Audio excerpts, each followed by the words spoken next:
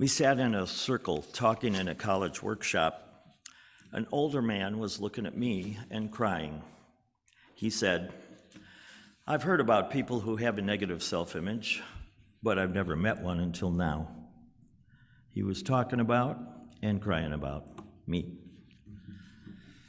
I learned he was right. I did have a negative self-image, negative enough so I didn't know who I was or how to live.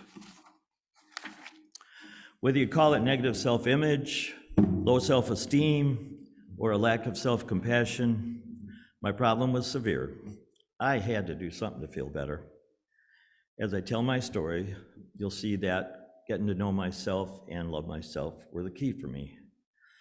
But for our congregation, I think the question is, for mainstream folks, how important are getting to know and love yourself really? Martin Luther King spoke to that in his favorite sermon to give, Dimensions of a Complete Life. In John's remarks in Revelations, King saw an eternal truth. Life at its best is the life that is complete in all its dimensions. And I will later tell you about those 3 dimensions King is talking about. Brene Brown, a research professor of social work, addressed knowing and loving yourself in her bestseller, The Gifts of Imperfection. Forbes magazine called it a gift that can help change your life. Evolving from Brown's shame research, the book advocates wholehearted living, engaging in our lives from a place of worthiness. King's complete life and Brown's wholehearted living are different ways to live fulfilling and rewarding lives. But there is significant overlap, and that's my focus today. King says the length of life is a selfish dimension. Every individual has a responsibility to discover in himself what he is made for. Know yourself. The length of life is not its duration, but the concern of the individual with developing his inner powers, pursuing his personal ambitions, the inward concern for one's own welfare. Care about yourself. About wholehearted living, Brown writes, "We must let go of who we think we're supposed to be so we can fully embrace our authentic selves." Know yourself. Brown continues, how much we know and understand ourselves is critically important, but there's something that's even more essential to living a wholehearted life: loving yourself. Love yourself. Brown did psychotherapy on her personal issues with living wholeheartedly, and she concluded, owning our story and loving ourselves through that process is the bravest thing we will ever do. I'm doing that now.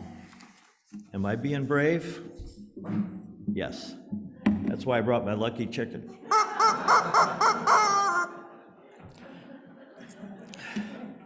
I'm going to ask 2 questions now, pausing after each. During the pause, please reflect silently. How would you answer the question? First question, do you know yourself well? And do you live authentically as your real self?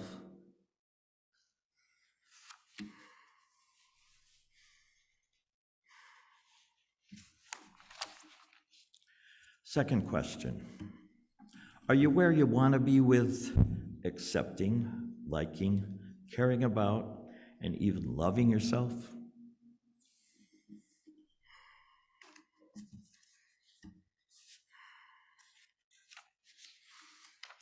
Returning to my story, I felt some positive self-esteem growing up. I hung out with the neighborhood boys, riding bikes, playing ball, all the boys stuff. The boys stuff from the 50s and 60s. My high school algebra teacher helped me endlessly after school. I turned a D into an A. Actually, Mr. Liebertrau taught me how to learn. with algebra thrown in. Could I get A's in other subjects? Turned out I could.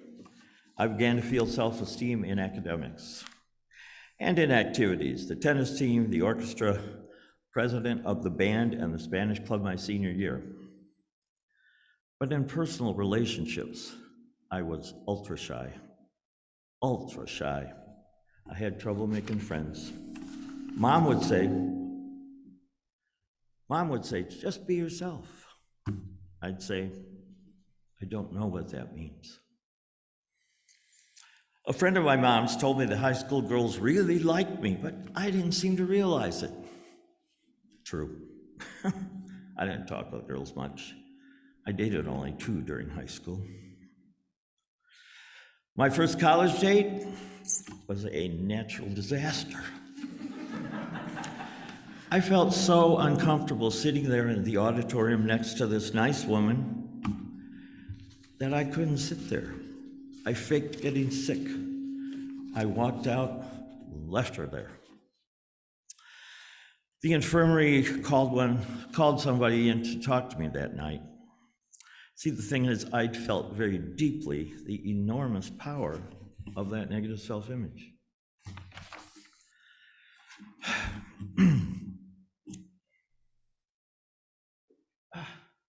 Where is it? Okay.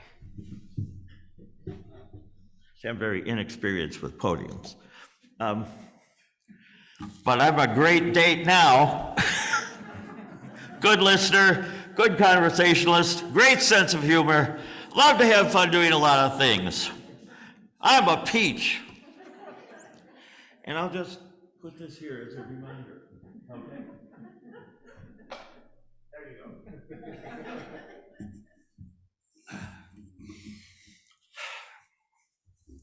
On Dartmouth Project, Mexico, we spent 6 weeks building a one-room schoolhouse in a dirt-poor village. We lived with Mexican families in order to learn Spanish, but we were one family short, and I lived with an American family. At the end of the project, a sister in my family said, "Dave, I usually have people figured out by now, but I still don't have you figured out." I didn't know myself. How could she? Oh, shoot. Like I said, I'm inexperienced with podiums.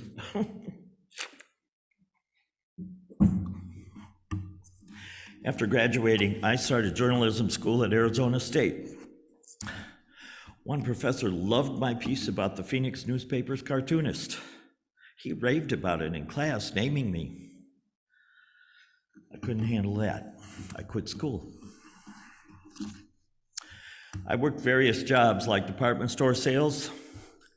The Spanish-speaking tailor in men's clothing said to me one day, "David, eres caballero sin caballo." David, you're a knight without a horse. He nailed it. I was in what Brene Brown calls a soul-sucking job.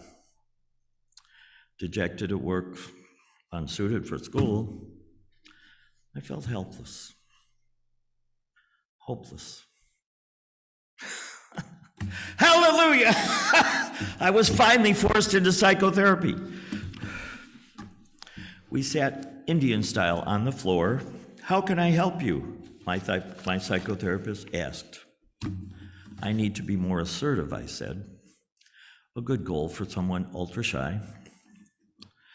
Nell was an experienced psychotherapist ready to go to the heaviest places with her clients. She listened intently, responding kindly and cogently. In my 20s, I confronted my dad once. "Dad, we never talked." He said, "My father never talked with me." I'd often ask Nell, "What should I do?" She'd say, "You're asking me?" Implying I was the one who held that answer. Sometimes therapy was amazing. In one session, I cried so deeply, I felt energy released and moving in spirals on the sides of my head. Another session was going nowhere. Finally, Nell said, "I think you're angry."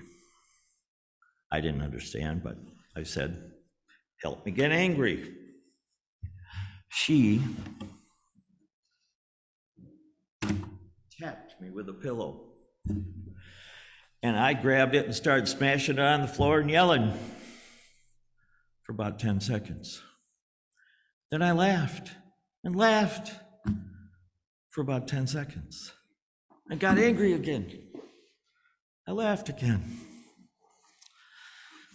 Bioenergetic Therapy's founder, Alexander Lowen, says clients who suppress their anger for years sometimes laugh when they finally get angry. Releasing long smothered anger feels so good, you laugh. In another therapy session, my body took over. It rolled me onto my side, where I did some peculiar stuff. Afterwards, Nell said, "I think you did some prenatal work today." And when she said that, it was obvious. That's definitely what it was. Nell thought body work might help me. She got me a session with a bioenergetic therapist from New York who was training therapists in Arizona. Ed led me through bioenergetic exercises. I got a whole book of them. The exercises were designed to loosen my body armor, muscles rigid from holding in suppressed feelings for years. Doing the exercises made me feel grounded, deepened my breathing, worked and stretched out rigid muscles, and I could feel energy flowing through me. Last, Ed put his thumbs in my mouth. He pushed against the muscles on the back, in the back on either side, the ones connecting the upper and lower jaws. Ed pushed hard, and it hurt. His eyes were fixed on mine from a foot away. Was he afraid I'd bite? The pain made me woozy after, 30 seconds. Ed yanked his thumbs out fast. Later, I decided pushing on rigid jaw muscles made sense. I'd kept my mouth mostly shut for years. So much of what I had to express stopped right there. Bioenergetic theory suggests that a person with rigid mouth, throat, and jaw muscles will have trouble reaching out to others. Ed finished telling me I definitely had it, body armor. As I walked out, I felt energy flowing throughout me. I didn't want to leap tall buildings, but I felt alive like never before. And soon I approached someone on the sidewalk, and I heard a voice speak clearly in my head, saying, "You're bad." Then I knew another person, "You're bad." Whenever I got about 10 feet from somebody, the voice spoke, "You're bad, you're bad, you're bad." And it continued speaking until sometime on the third day when it faded away. Many authors, Brene Brown included, say tapes play in our heads. Immediately after working with Ed, I heard a tape for the first time, putting me down whenever I got near a person. And I was ultra shy.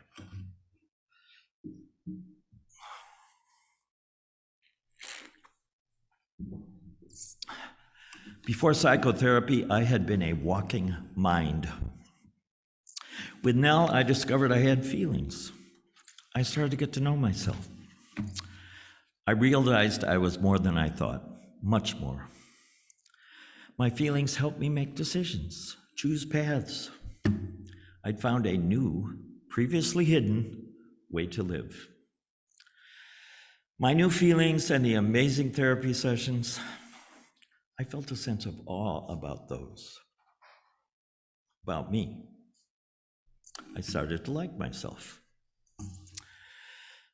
Now let me stop my story and interject one more key point about knowing and loving ourselves.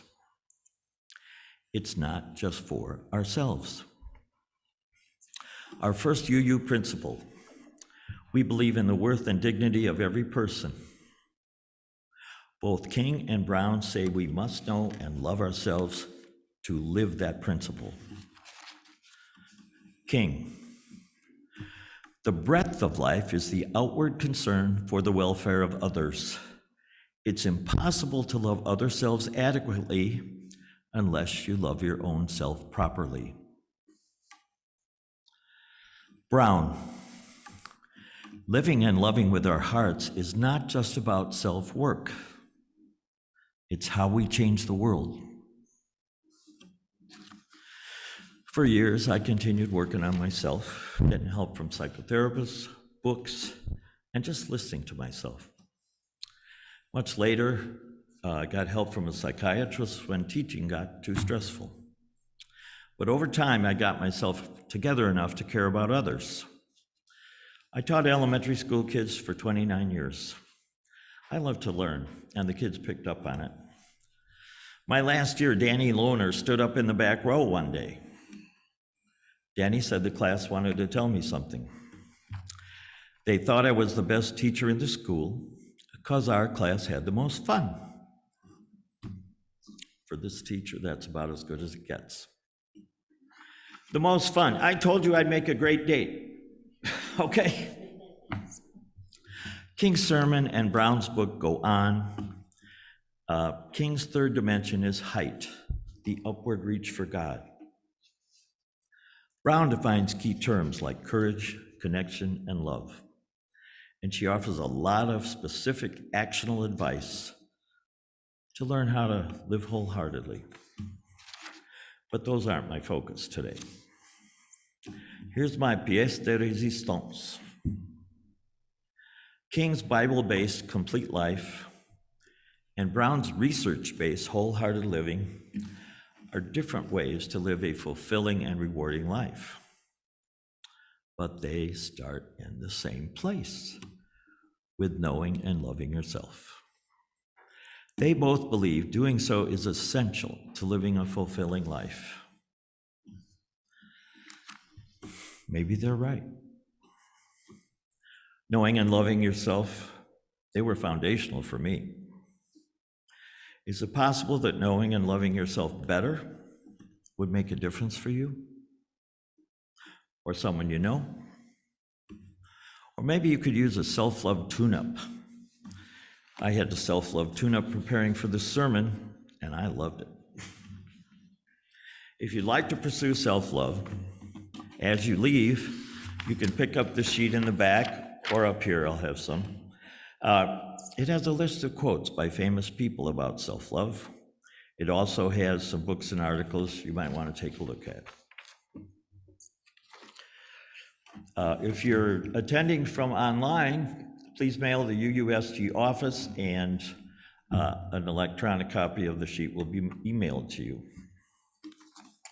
As for me, I've enjoyed some wonderful life experiences, like spending parts of 30 summers on Grand Island and Lake Superior, immersed in nature, wildlife, birds, Native American, French explorer, and pioneer history, and boating on the Big Lake. I shared that experience with a former partner and with fellow islanders from many walks of life. Grand Island was the experience of a lifetime. I made a difference in the lives of some students. Johnny Pontarelli acted in his first play in my 4th grade class. Now a Naperville High School teacher, his students last year produced every bit of a virtually professional quality musical, the Disney movie Frozen. The singing alone was phenomenal. I'm thinking those students were deeply touched by that experience, as Johnny was touched by acting in a 4th grade play. I haven't mentioned the Fireant. Actually, I have. Nell, my first psychotherapist, knew and loved herself well. Her success in helping the lives of others was one part of her balanced life, which included many happy-making things. like moving to Sedona in retirement and taking up riding motorcycles in her 70s just for fun. The biker name on her motorcycle jacket was Fireant. Tech team, please. Well, there she is.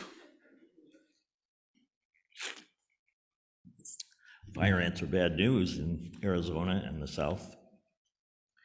They cause billions of dollars in damage to homes each year. Their commonplace stings are usually multiple and typically cause immediate intense pain and require days of home care. But fire ants also nurture. Fire ants drink the sugary fluid that butterfly larvae secrete as they grow. So fire ants protect butterfly larvae. They bring them into their nests. They build mud bridges over clusters of butterfly larvae on plants, shielding them from the elements.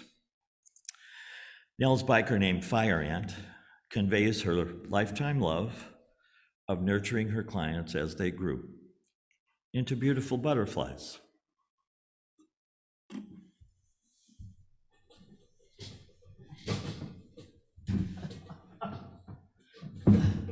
I have little experience with podiums.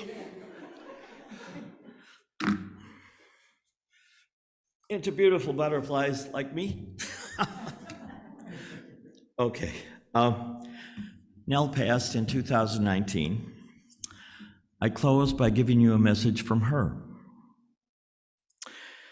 A message showing how Nell felt about her life and how I believe we can increasingly feel about our own lives if we know and love ourselves well.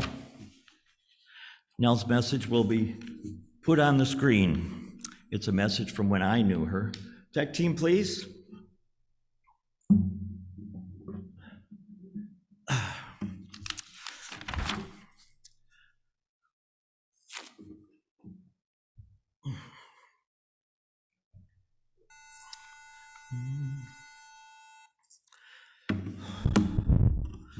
What's it all about, Alfie? Are you happy? Are you living right? What's it all about when you sort it out, Alfie? Are parts of your life just not shining bright? Could you use a boost in your life? As sure as some believe there's a heaven above, Alfie, I know there's something much more, something even non-believers can believe in. I'm talking about self-love, Alfie. Without self-love, we just exist. Alfie, if you can't find the love you've missed, know it's out there, Alfie. When you walk, let self-love lead the way, and you'll find love every day, Alfie. Maybe that's what it's all about, Alfie.